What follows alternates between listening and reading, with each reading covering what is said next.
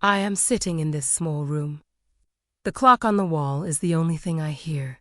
Tick, tick, tick. It feels like the clock is counting my remaining days. My name is Elara, and this is my story. 30 years ago, life was very different. I remember the cold winter nights. We didn't have a heater.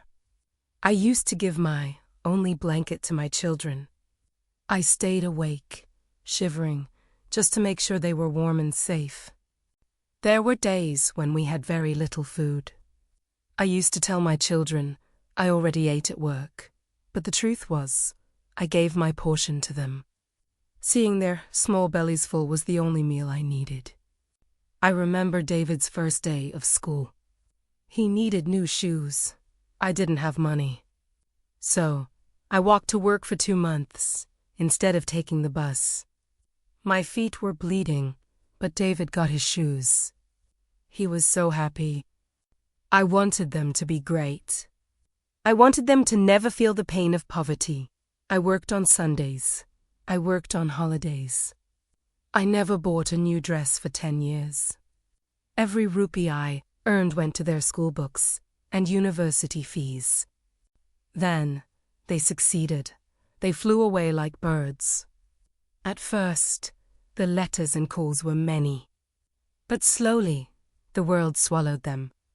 Their big houses and expensive cars became more important than this old wooden house. Yesterday was my birthday.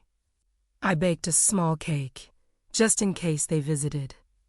I sat by the window from morning until the sun went down. The phone didn't ring.